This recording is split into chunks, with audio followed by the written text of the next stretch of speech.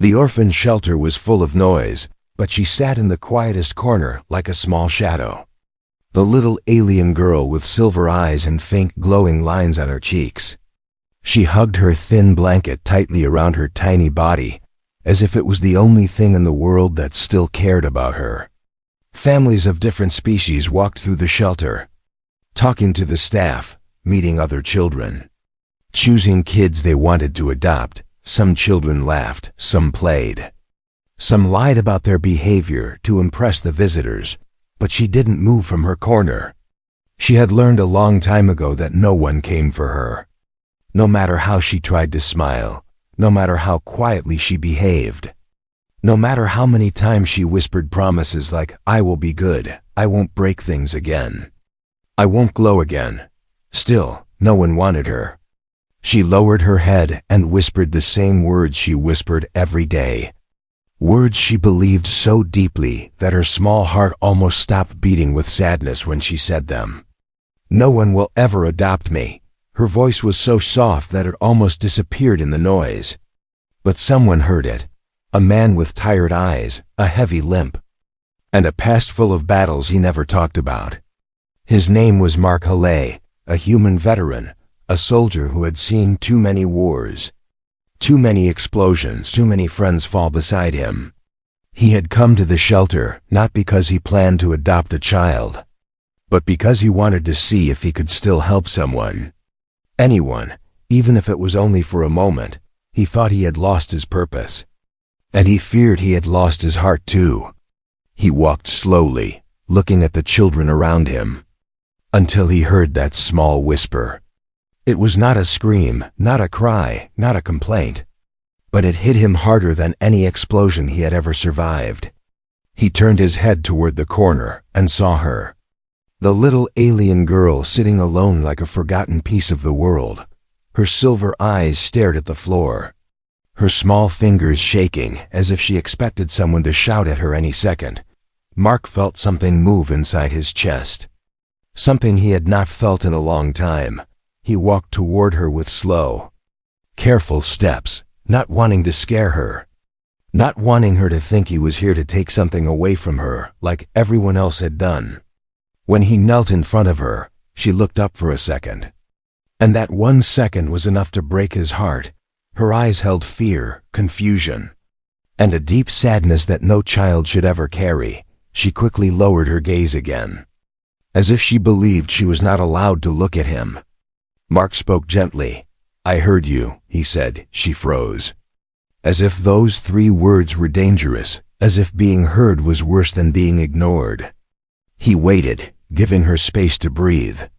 But she didn't answer. She was too used to silence, too used to being invisible, too used to people walking past her with the same cold look every time. A shelter worker came over and whispered to Mark, "Sir, please be careful, she is special." Mark didn't like the tone, the soft warning, the hidden fear in the worker's eyes. "Special how?" he asked, glancing back at the girl. The worker sighed and said quietly, "She has energy surges, small things only. Lights flicker, objects move, and some families get scared. They try for a day or two, then return her. She can't control it." The worker's voice lowered even more. "She doesn't mean harm. But people don't want a child who might glow or make the walls shake if she cries." Mark looked at the girl again. Really looked. She wasn't dangerous, she wasn't wild. She was just a child who had been hurt by too many rejections. He noticed how she kept her hands tight against her legs, as if she was trying to stop her own body from causing trouble. He noticed how she barely breathed, as if even breathing too loudly might upset someone. He recognized that kind of fear. He had seen it in young soldiers during their first battle, soldiers who felt they didn't belong, soldiers who thought they weren't good enough to survive. He spoke again, softer than before. "Do you want to tell me your name?" She didn't speak, but her lips moved silently. Mark leaned closer, and she whispered, "Lyra." It was a small, trembling sound, as if she feared he might take her name away if she said it wrong. Mark smiled gently. "That's a beautiful name." Her eyes widened just a little, not fully believing him. She looked at him as if waiting for the moment he would stand up and walk away like everyone else. Mark didn't move. He stayed there with her. As if he had all the time in the world, a small cup near her foot suddenly vibrated.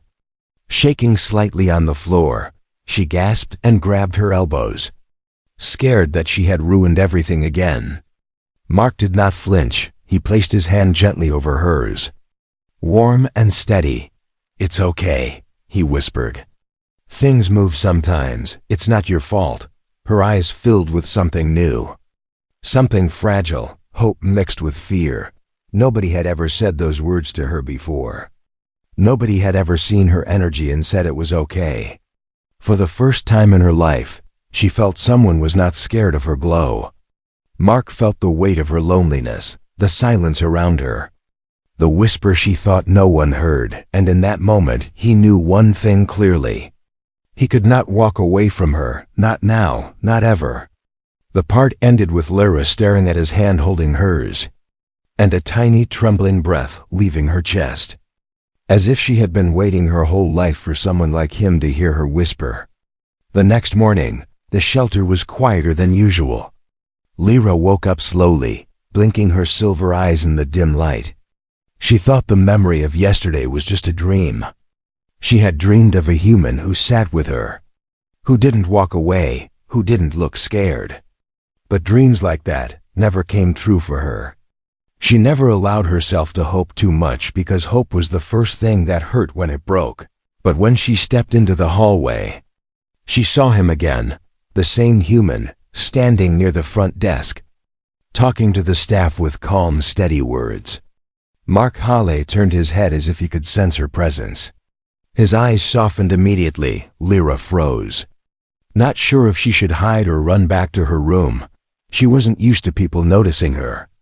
Especially twice, she clutched her blanket nervously, her markings glowing faintly in nervous patterns. She whispered something under her breath, not knowing Mark heard every small sound. He walked toward her slowly, keeping his steps gentle, as if approaching a scared baby creature in the wild. "Good morning, Lyra," he said softly. Lyra looked around to make sure he wasn't talking to someone else. No one ever said good morning to her by name. She whispered back. "You remembered my name." Mark smiled with a small warmth that made her breath catch. "Of course I did," he said. "Names matter." Lyra lowered her gaze, too shy to look up again. Her fingers twitched nervously, and a soft blue spark flickered at her fingertips. The worker at the desk tensed, but Mark didn't even blink. He had seen explosions bigger than anything her small powers could make. He only cared that she wasn't afraid. Lyra expected him to ask the usual questions people asked before leaving her forever. Do you lose control? Do you break things? Do you glow at night? Do you shake the walls? Every question always ended the same way, with the same expression of regret or fear. But Mark didn't ask anything like that. Instead, he knelt slightly to match her height and said gently, "Lyra, can you show me something?" Her heart jumped. She shook her head quickly. "No, it's bad." "I don't want to break things," she whispered, pulling her hands behind her back. Mark reached forward and slowly, carefully, took her hand.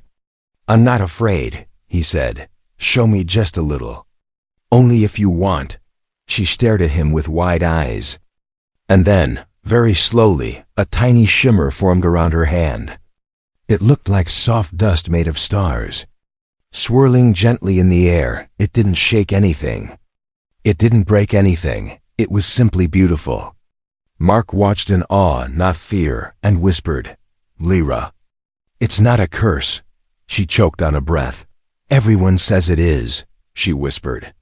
"They say my power makes me dangerous." Mark shook his head slowly.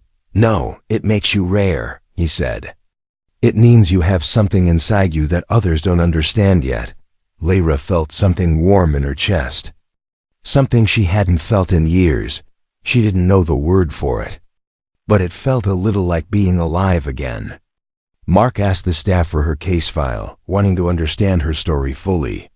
The worker hesitated. "It's long, sir," he warned. "And it might change your mind." Mark took the file anyway. Sat down on a bench and opened it slowly. Lyra watched him from the corner, terrified of the moment he would close it, walk away, and pretend she never existed. It always happened that way. Every family who tried to take her home would read the file, see one small energy mistake, one tiny accident, one strange glow, and decide she wasn't worth the trouble. Mark read page after page, his eyes darkening, not with fear but with anger. Not at Lyra, but at the way her life had been handled. He read about families who shouted at her for small accidents, about teachers who made her sit alone during class so she wouldn't disrupt other children, about people who returned her after one day because they saw a light flash when she was scared. He closed the file slowly, stood up, and walked to her again. Lyra held her breath, ready for him to say the words she hated most. "I'm sorry." "I can't." But Mark knelt again and said the opposite. "Lyra, whoever wrote those reports never understood you." Lyra blinked in confusion, not believing what she heard. Mark touched the glowing markings on her cheek gently. "You don't hurt things," he said. "You react to fear, to sadness, to being alone." Lyra swallowed hard, her throat tight. "You're not scared of me," she whispered. Mark shook his head. "You're a child, not a monster." Then something unexpected happened. A sudden hum vibrated through the lights above them, and Lyra's markings glowed brighter. She gasped and held her hands to her chest, trying to stop the surge. She was so afraid Mark would see her as dangerous now, but instead, Mark stepped closer and placed his hand on her shoulder, grounding her, steadying her. "It's okay," he whispered. "Feel my hand. Breathe with me." Lyra focused on his voice. Her glow softened, her breathing slowed, and the light stopped flickering. The staff stared in shock. No one had ever calmed her energy that fast before. Maybe no one had ever tried with kindness. Lyra looked up at Mark with trembling eyes. "Why? Why are you helping me?" she whispered. Mark's expression softened even more. "Because someone once helped me when I thought I was too broken too." Lyra's breath caught.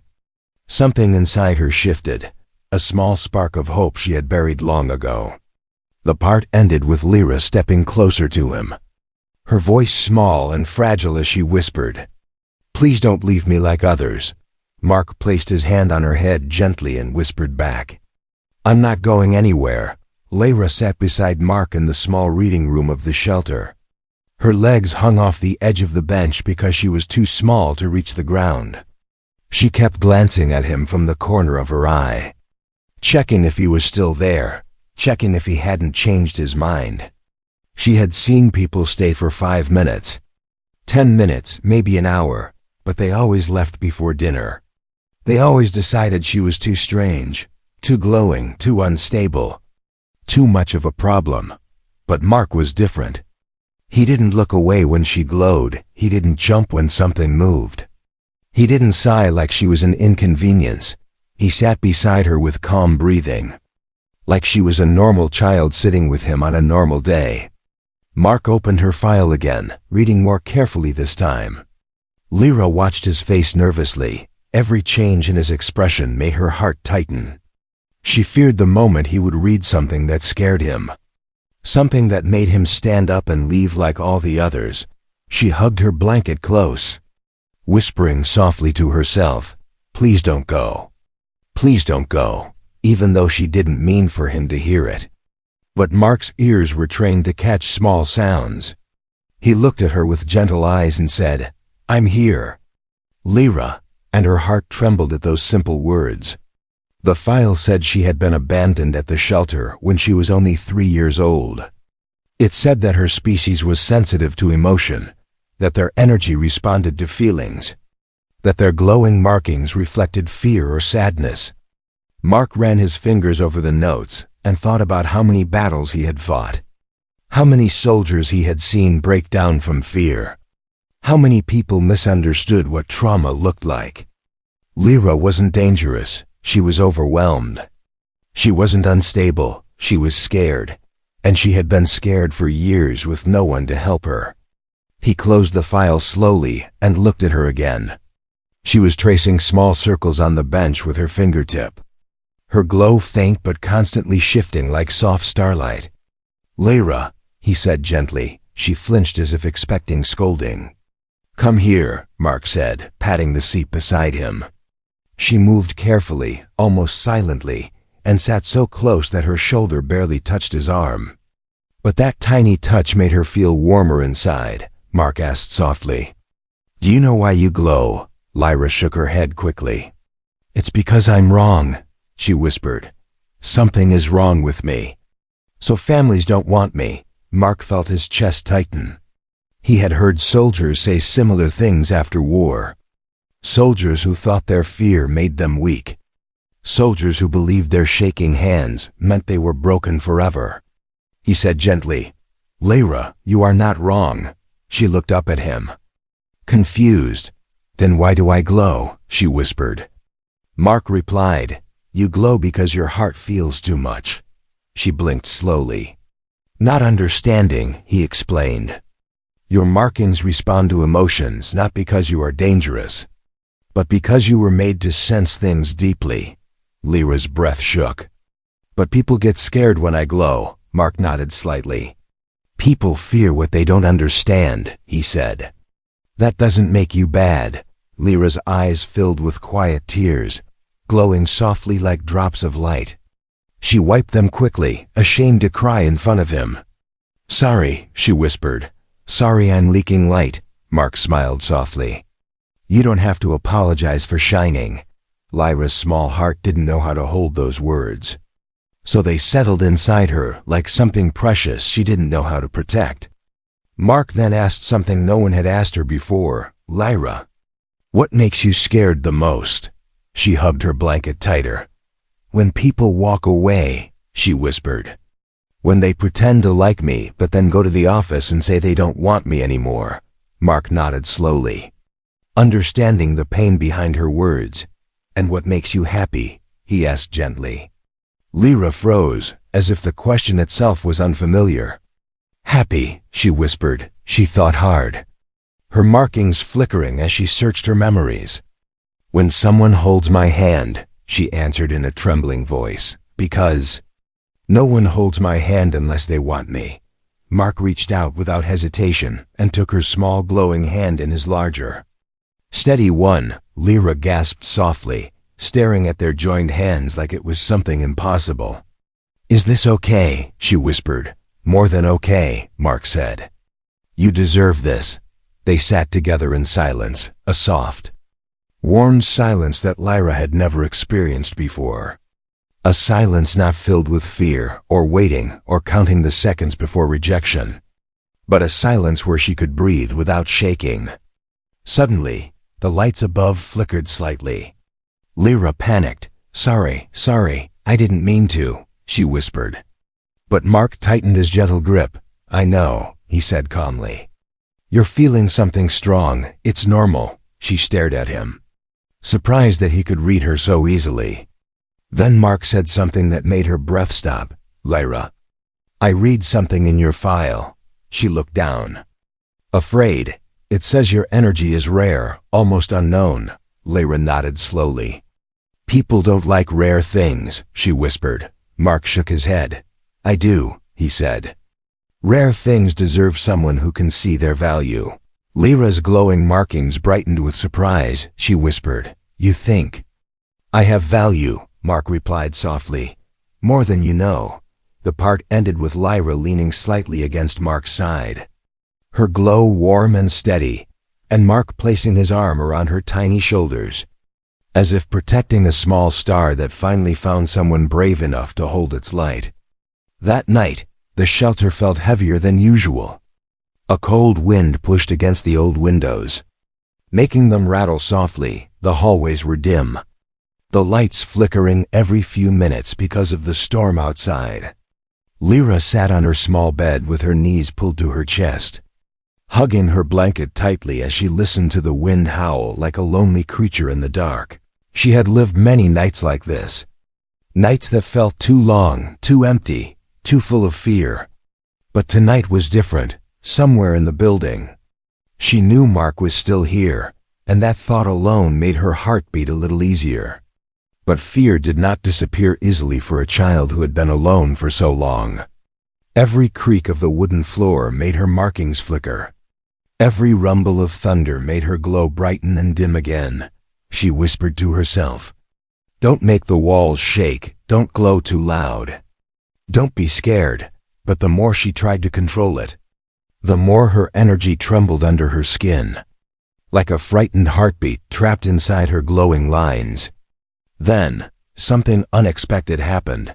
The storm outside cracked with a sound like breaking metal, and the entire shelter's power went out. The hallway lights died in an instant, plunging everything into darkness. Children cried out from different rooms, workers shouted instructions, and the whole building seemed to breathe in panic. Lyra gasped and jumped off her bed. Her markings burst into a sudden bright glow. Not dangerous, but sharp and intense, like the light of a star that had been forced awake too quickly. She tried to calm herself, pressing her hands to her chest. But the darkness made her fear grow faster than her breath could control it. Her energy reacted, the air around her humming lightly. The small table beside her vibrated, the cup on it clinking softly as if moving by itself. Lyra squeezed her eyes shut, terrified she would break something or make someone angry again. She whispered, shaking, please stop," but her body wouldn't listen. Then she heard footsteps, slow and steady. Not rushed like the others, not frightened. The door opened gently, and Mark stepped in, carrying a small emergency lantern, its warm orange light touching her trembling form. She looked up at him with wide, glowing eyes, afraid of what he would say, afraid he would finally see her as too much, too unstable, too dangerous. But Mark did not look scared. Instead, he walked toward her with the calmness of a soldier who had seen far worse storms. He placed the lantern on the floor and knelt in front of her. His voice was soft, steady, and warm. "Lyra," he whispered, "look at me." She shook as she opened her eyes, her glow flickering like a candle in the wind. "I'm sorry," she whispered. "I don't want to break things. I don't want to scare you." Mark reached out slowly, giving her time to pull away if she needed, but she didn't. She let him place both hands gently on her arms, grounding her like an anchor in the dark. "You're not scaring me," he said. "You're scared. That's all." Lyra's breathing was fast, her light pulsing with every heartbeat. "I can't control it," she whispered. "I don't want people to hate me." Mark pulled her into a gentle hug, one arm around her back, the other around her shoulders. His voice was steady against her ear. "Listen to my breathing," he whispered. "Just breathe with me." She tried, her small body shaking, but slowly matching the rhythm of his breath. Her glow softened bit by bit, the humming in the air calming, the room settling into stillness again. She clutched his shirt as if she feared he would disappear. "Why are you not afraid of me?" she asked in a shaking voice. "Everyone gets scared when I glow." Mark stroked her hair gently. "Because I know what fear looks like," he whispered. "Your light is not fear, it's pain. And pain doesn't make anyone a monster." Lyra pressed her face into his chest, her markings glowing softly like warm moonlight. She felt something she had never felt before, the feeling of being held during her fear instead of being pushed away, outside the room. The staff watched from a distance, shocked. They had seen Lyra's energy episodes for years, and no one had ever managed to calm her this quickly. No one had ever touched her without flinching. No one had ever whispered comfort to her while she glowed. But Mark wasn't like anyone they had ever met. Inside the room, Lyra finally pulled back just enough to see his face. "You're not leaving, right?" she asked, her voice trembling as if every word was fragile. Mark shook his head gently. "I'm right here," he said. "I'm staying until you feel safe." Lyra blinked slowly, her silver eyes reflecting the lantern's warm light. Then something even more unexpected happened. She held onto his sleeve, gently but desperately, like a child holding onto the last piece of hope she had left. "Please don't leave me alone," she whispered.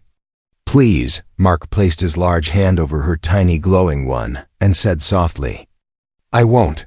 In that moment, Lyra's glow shifted, not from fear, but from something soft and new, a small light of trust blooming inside her chest. And as the storm rumbled outside and the shelter stayed dark, Lyra sat close to Mark, her tiny shoulder pressed against his side, feeling safe for the first time in her life. Her glow no longer shook the room, it only shined gently, like a star finally held by someone who understood its light. The next morning came quietly, but the shelter felt different. The storm had passed, the power was back, and the building was warming up again, yet the workers whispered among themselves, glancing at Mark and Lyra every time they walked by. Some looked surprised, some curious, some confused. No one could understand how Mark had calmed Lyra so quickly. No one had ever seen her sit still during a blackout, and no one had seen her trust anyone this much. But she walked behind him now like a tiny shadow with glowing markings, her blanket wrapped around her shoulders and her steps soft and careful, staying close enough that her fingers brushed his sleeve every time he slowed down. Mark had made a decision during the night, a decision that sat deep in his chest with a feeling he had not felt in years. He went to the front office and asked for the adoption forms. The staff member froze, her eyes going wide. "Sir," she said, "you want to adopt her?" Mark nodded calmly. "Yes," he said. "I'm sure." Lyra stood behind him quietly, but her glow flickered with anxiety. She did not understand what adoption actually meant. She had never seen a family stay long enough to explain it to her. All she understood was that people left. And she prayed he wouldn't. When she saw the papers on the table, she tugged gently on Mark's sleeve and whispered, "Are those papers that make people go away?" Mark knelt down in front of her, his eyes soft and warm. "No," he said. "These are papers that bring people together." Lyra blinked, not understanding completely, but trusting him anyway. Her small hand slid into his, as if afraid that letting go might break whatever fragile happiness was happening right now. The staff member cleared her throat nervously. "Sir," she said carefully, You do understand she's not easy, right?" Mark glanced at the woman with calm seriousness. "I understand more than you think," he said. But things were not that simple. The supervisor entered the room with a frown, holding her hands together in a stiff formal way. "Mr. Mark Hawley," she said, "we cannot approve immediate adoption for Lyra." Lyra's glow dimmed instantly, her markings fading like a dying light. She whispered so softly he barely heard. "He's leaving." Her fragile voice broke Mark's heart. He placed a hand on her head gently and looked at the supervisor with a steady gaze. "And why not?" he asked. The supervisor sighed. "She has uncontrollable energy," she said. "Families tried before, and they all returned her. For her safety and the safety of others, we need proof that you're capable of managing her episodes." Lyra hugged her blanket, her small shoulders shaking. She whispered, "I can be good. I can try," but her voice trembled with hopelessness. Mark reached for her hand, squeezing it lightly. "You don't have to be perfect," he said softly. "You just have to be you." The supervisor watched the way Lyra calmed under his touch and frowned in confusion. "Look," she said, "you seem to have a special effect on her. But rules are rules. You need to demonstrate that you can keep her calm without causing danger." Mark exhaled slowly, thinking. Then he said something no one expected. "Give me 1 week." Lyra looked up quickly, confused. "1 week for what?" she whispered. Mark smiled gently and brushed a strand of glowing hair from her face. "To show them you're stronger than they think," he whispered back. The supervisor hesitated, but she finally nodded. "Fine," she said. 1 week of evaluation. Lyra didn't know what evaluation meant. But she knew it sounded scary. She leaned into Mark and whispered, "I don't want them to test me. I don't want to mess up." Mark put an arm around her shoulders, comforting her. "They're not testing you," he whispered. "They're testing me, and I don't fail, for the next days." Mark stayed in the shelter, helping Lyra learn how to control her emotions. He taught her breathing exercises he once used to calm young soldiers who panicked during battle. He showed her how to touch the ground to steady her energy, how to close her eyes and count the patterns of her glow, how to breathe in through fear and breathe out through shaking. At first, Lyra struggled. Her markings flickered wildly whenever she felt nervous. But Mark never raised his voice, never stepped back, never treated her like something dangerous. When she accidentally made a stack of books slide off the table, she panicked and whispered, "I ruined everything." But Mark simply picked up the books and placed one in her hands. "You didn't ruin anything," he said. "You got scared, that's all. Let's try again." And she did, again and again, until her glowing hands stopped shaking at the small exercises. The workers watched in silent disbelief. Lyra wasn't perfect. She still glowed when loud noises startled her. She still trembled when someone spoke too sharply. But she tried, and every time she tried, Mark was there, calm and steady, like a wall protecting her from the world that once terrified her. On the last day of evaluation, the supervisor approached them. "We have one final test," she said. Lyra immediately held onto Mark's arm, shaking. "Please don't make me do something scary," she whispered. Mark knelt beside her, holding her hands gently. "It's not your test," he reminded her. "It's mine," she nodded slowly. Trusting him completely, the supervisor folded her arms. "Show us you can keep her stable during an emotional surge," she said. Mark nodded without fear. He looked into Lyra's silver eyes and whispered, "I need you to feel what you feel, no hiding." Lyra trembled. "What if I glow too much?" Mark cupped her cheek gently. "Then I'll hold you until it stops," he whispered. Lyra took a deep breath, her markings beginning to glow softly as old memories rose inside her. She whispered, "They always left me," and her glow brightened. The air hummed lightly, but Mark gently wrapped his arms around her, whispering steady breaths into her ear. Her glow trembled, then weakened, then softened into a gentle shimmer. The room was silent, the staff stunned.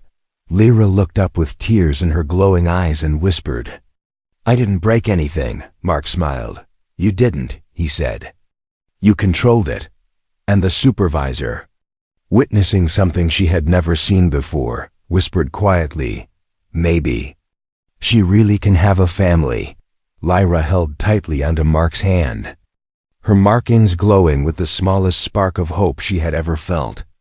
The week of evaluation was almost finished, and the shelter felt tense. Workers watched Lyra carefully, whispering behind clipboards. Judges reviewed footage of her training, and even the children in the building sensed something important was happening. Lyra stayed close to Mark the entire time, like a small glowing bird afraid that one strong wind might carry her away again. Mark kept telling her calmly, "You're doing great," but she still worried every second, afraid that one small mistake would make him disappear forever. On the last morning of evaluation week, Lyra woke up with her markings glowing softly, not from fear, but from a strange feeling she didn't recognize at first. It was excitement, the hope that maybe, just maybe, Mark would not leave like the others. She sat up and whispered her fears to her blanket. "If I mess up today, they won't let him stay with me." The blanket didn't answer back, but she hugged it anyway, because it was the only thing she had held for years until Mark came. That morning, the supervisor gathered everyone in the lobby. "Today we will see if Mr. Hawley can support Lyra during a real emotional situation," she said. Lyra tensed immediately, her markings flickering in worry. Mark knelt in front of her and placed his warm hands gently on her shoulders. "Listen to me," he whispered. "No matter what happens today, I'm not walking away. Lyra's breath stalled at his words, her chest tightening in a way she didn't understand. She whispered back, "Even if I glow a lot," Mark smiled. "Even if you glow like the whole sky." But before the evaluation could even happen, something unexpected shook the building. An alarm blared from the city tower outside, a deep, echoing sound that made the windows tremble. Workers rushed to the doors, voices rising in panic. Someone shouted, "There's a fire in the residential block 2 streets away," another yelled. "Children are trapped inside." Lyra's eyes widened. Glowing brighter with shock, she could feel it, not with her ears, but with her heart. She could sense fear, strong fear, coming from somewhere outside. Her species was sensitive to emotion, and the panic of children far away reached her like a wave of fire through her veins. Mark saw her freeze. "Lyra, what's wrong?" he asked gently. She placed a glowing hand on her chest, trembling. "Kids. Scared, so scared," she whispered. "They're crying." Mark stood instantly, understanding. He had seen this look in soldiers who sensed danger before any alarm. Lyra wasn't imagining it. She felt the terror like it was happening inside her own body. The supervisor shook her head. "Stay inside." "This is an emergency," she said, but Lyra shook her head firmly. Her first act of bravery in her entire life. "Kids are scared," she repeated. "I can help." Mark turned to the supervisor. "Let me take her," he said. The woman looked horrified. "Absolutely not," she snapped. "She's unstable." "Her energy could." Mark cut her off. "Her energy reacts to emotion," he said. "Those kids need someone who can feel them." The supervisor hesitated. But the alarm's cries outside grew louder, and the decision made itself. Mark grabbed Lyra's hand. "Stay with me," he said, and she nodded, her glow brightening with determination instead of fear. When they reached the burning building, the scene was chaos. Smoke filled the air. Flames crawled up the walls, and firefighters shouted orders. But no one could get inside the top floor where the scared children were trapped. Lyra stared at the fire with wide eyes. Not in fear, but in deep, heartbreaking sadness. "They're crying," she whispered. "They think no one is coming." Her glow began to change. Not wild, not explosive, but warm and controlled. Like her light knew exactly what it needed to do. Mark knelt beside her, gripping her shoulders gently. "Listen to me, Lyra," he said. "You don't have to fight the fire. You just have to guide the rescuers." Lyra nodded with determination. She stepped closer to the firefighters, her small body glowing brighter in the smoke. One firefighter blinked in surprise. "Is she?" "Lighting up," he whispered. Mark kept his voice steady. "Let her show you the way." Lyra closed her eyes, letting her heart feel the fear of the trapped children. Her markings glowed brighter, casting soft silver light through the smoke. And suddenly she pointed upward. "There," she whispered. "Left side room." 3 children. The firefighters exchanged stunned looks but followed her directions. They used her glowing guidance like a living beacon, pushing through the smoke with renewed speed. But then a loud cracking sound echoed from above.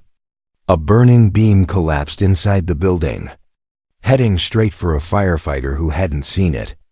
Without thinking, Lyra stretched her hands forward, and her glow burst in a powerful but focused wave, not violent, not dangerous, but like a soft energy shield that slowed the falling beam just enough for the firefighter to jump away safely. The crowd gasped, no one moving, no one breathing for a moment.